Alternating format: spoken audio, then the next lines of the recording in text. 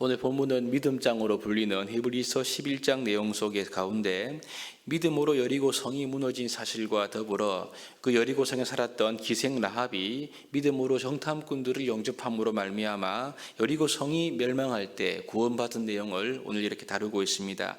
히브리서 11장은 이 믿음의 선진들을 쭉 나열하면서 먼저 아벨부터 노아 때까지 홍수 이전의 사람들의 믿음을 먼저 설명합니다. 그리고 아브라함 때부터 시작된 믿음의 사람들 이야기는 사실상 오늘 읽은 구절인 여리고 성과 라합의 이야기에서 사실상 끝난다고 볼 수가 있겠습니다. 라합 이후 32절부터는요, 내가 무슨 말을 더 하리요 그렇게 말하면서 사사들과 다윗과 선지자 사무엘 같은 선지자 이름을 한꺼번에 언급하면서 이들의 케이스를 자세히 설명하기에는 시간이 부족하다 그러면서 일괄적으로 마무리하기 때문에 그렇습니다. 그러므로 사실상 믿음의 조상들의 이름을 개인적으로 한 사람 한 사람씩 들어가면서 마지막으로 그 믿음을 이제 설명하는 사람이 오늘 읽은 기생 라합인 것을 우리가 함께 보게 됩니다. 그런데 우리가 히브리서 11장을 쭉 보시면 믿음의 선진들 가운데 라합이 언급된 것이 상당히 의외다 이런 느낌을 받을 수가 있습니다. 아브라함 이유만 본다 하더라도요, 아브라함, 이삭, 야곱, 요셉 그리고 모세의 부모와 더불어 모세까지는 우리가 아주 잘 아는 인물들입니다. 구약에 굉장히 굵직굵직한 인물들임을 볼 수가 있습니다. 그럼 여러분, 그 다음 나와야 할 인물은 자연스럽게 여호수아나 갈렙 같은 이런 사람들이 나와야 할 것 같은데요, 그렇지 않습니다. 히브리서의 저자는 모세에 이어서 여리고성 전쟁과 더불어 그 전쟁에서 구원받고 있는 지금 여인 라합을 소개하고 있는 것을 보게 됩니다. 그러니 상당히 이것이 의외의 전개다 이렇게 우리가 볼 수가 있겠습니다. 우선 모세까지는 다 이스라엘 사람들입니다. 그렇지 않습니까? 믿음의 전당에 올라가기에 충분한 것 같습니다. 그런데 라합은 여리고 사람입니다. 즉 이방인, 그것도 이방인 여자로 등장하고 있습니다. 여자 가운데는요, 아브라함의 아내 사라만이 유일하게 이름이 실명이 거론되는 사람인데요, 여기에 더불어서 그냥 라합이라 하지 않고 여호수아서에 기록된 대로 이제 여인의 이름 라합을 언급하면서 그녀 앞에 이름에 있는 수식어인 기생이라는 타이틀을 여기에 덧붙이고 있는 것을 보게 됩니다. 기생은 오늘날로 말한다면 창녀이죠. 천대받는 직업입니다. 여러분, 근데 우리가 여기서 알 수 있는 점은 이렇게 히브리서 11장에 등장하는 이 라합을 통해서 이 믿음은 특별하고 위대한 사람들에게 주어지는 전유물이 아니라 하나님의 은혜의 선물임을 이 라합을 통해 우리에게 알려주고 있다. 그렇게 우리가 볼 수 있습니다. 하나님께서 믿음을 주실 때 그 믿음으로 큰 구원의 은혜를 베푸시는 대상이 누구인가? 그 대상은요, 어떤 특별한 사람들이 아닙니다. 라합처럼 천대받고 멸시받는 이런 사람들일 수가 있다는 것을 이 저자가 강조하는 것 같습니다. 그러므로 본문의 이 기생 라합을 묵상하면 사도 바울이 말한 말씀이 마음에 떠오르지요. 세상에 미련한 것들을 택하여서 지혜 있는 자들을 부끄럽게 하시는 하나님의 섭리, 세상에 약한 것들을 택해서 강한 자들을 부끄럽게 하신 하나님의 놀라운 은혜, 나아가 라합처럼 세상에 천한 것들을 택해서 멸시받는 것들을 택해서 있는 자들을 패하시는 그 하나님의 놀라운 경륜이 이 말씀 속에 녹아 있습니다. 이것을 우리가 발견할 수가 있습니다. 여러분, 하나님께서 이러한 선택을 하시는 이유가 무엇일까요? 그것은 바울이 말한 대로 그 누구도 아무도 하나님 앞에서 자랑하지 못하게 하기 위함이라고 바울은 분명하게 말씀하고 있습니다. 결국 여러분, 이 라합과 같이 연약한 사람들을 택하여서 이 믿음의 조상의 반열에 올려놓는 이 놀라운 이유는요, 우리에게 믿음 이외에, 즉 믿음으로 얻는 구원 이외에는 자랑할 것이 없다, 이 사실을 오늘날 우리들에게 알려주고자 하는 목적이 아니겠습니까? 여러분, 어떻습니까? 우리는 무엇을 자랑하고 있습니까? 세상적이고 인간적인 것들을 종종 자랑하는데요, 사실 여러분, 우리가 은혜로 소유한 이 존귀한 믿음, 그 무엇과도 바꿀 수 없는 이 믿음과 이 믿음을 주신 하나님의 은혜를 얼마나 우리가 삶 가운데 자랑하고 있습니까? 기억하십시오.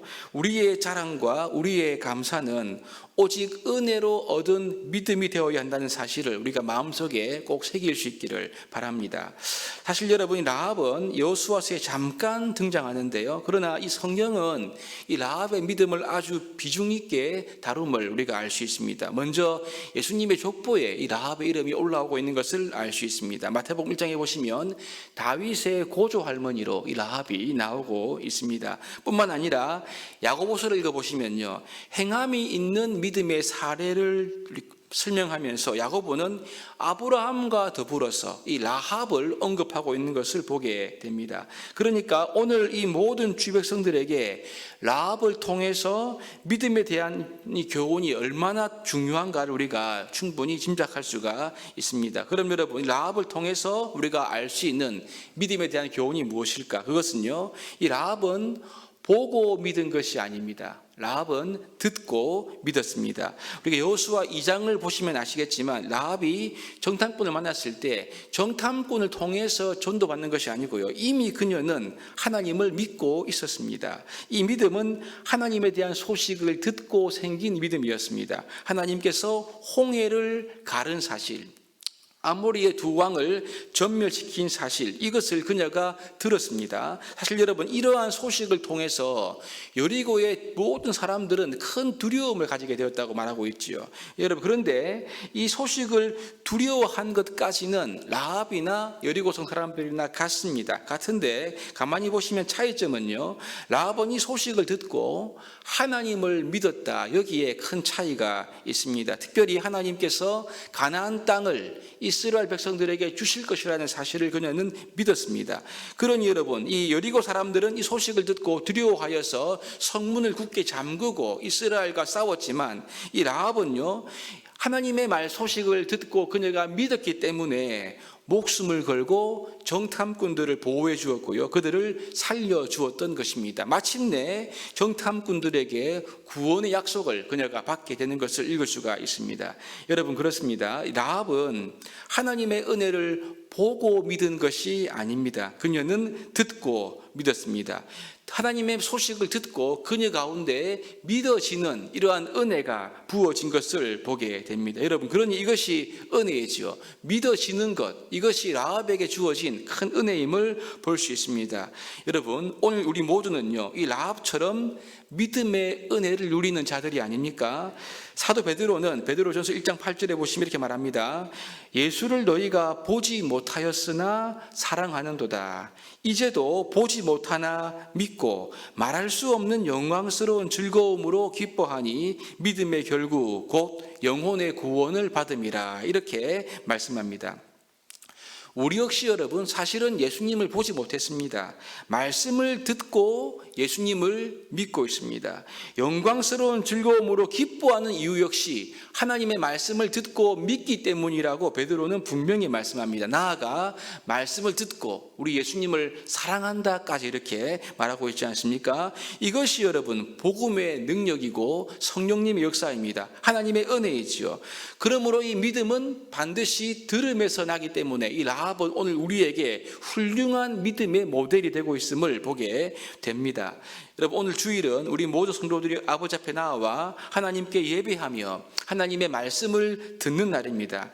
이 새벽에 우리가 간절히 기도할 것은요, 말씀을 들을 때에 이 믿는 은혜를 주시도록 하나님께 기도해야 할 것입니다. 말씀을 듣고 말할 수 없는 기쁨과 감격을 누릴 수 있는 이런 은혜를 베풀어 주시옵소서. 말씀을 듣고 이 말씀이 우리에게 깊이 믿어질 수 있는 구원의 은혜를 경험하고 이로 말미암아 하나님께서 우리의 삶에 일하시는 은혜를 경험할 수 있도록 도와주시옵소서. 이러한 기도의 응답을 풍성히 누리는 오늘 하루가 될 수 있기를 간절히 바랍니다.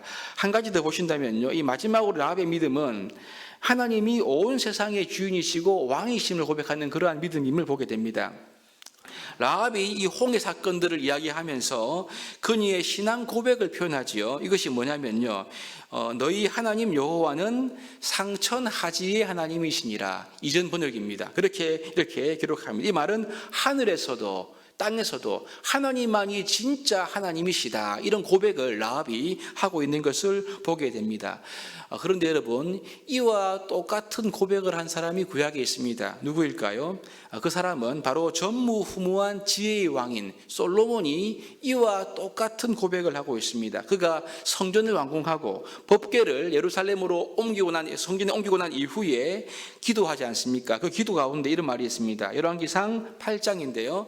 이스라엘의 하나님 여호와여, 위로 하늘과 아래로 땅에 주와 같은 신이 없나이다. 이전번에 보시면 상천하지에 주와 같은 신이 없다, 이런 고백을 솔로몬이 하고 있는 것을 보게 됩니다. 여러분, 지금 솔로몬과 라합의 신앙 고백의 내용이 똑같다는 것을 우리가 성경을 통해서 확인할 수 있습니다.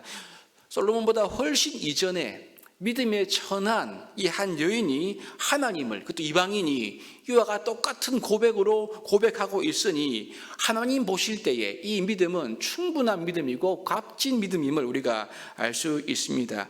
여러분, 하나님은 오직 우리의 유일한 창조주이시고 구원자이심을 이 시간 우리가 믿어야 할 것입니다. 그 하나님만 의지하고 하나님께만 나가야 할 것입니다. 이 사실을 믿고 오늘 하루 하나님만 우리가 예배하고 하나님으로부터 오는 은혜를 우리가 사모하고 하나님 한 분만으로 만족할 수 있는 귀한 시간이 될 수 있기를 바랍니다. 그래서 오늘 라합처럼 하나님 한 분에게 우리의 인생 전부를 걸 수 있는 그러한 동일한 믿음이 저와 여러분들 가운데 말씀을 들음으로 우리에게 충만히 부어지는 복된 하루가 될 수 있기를 주의 이름으로 축복합니다.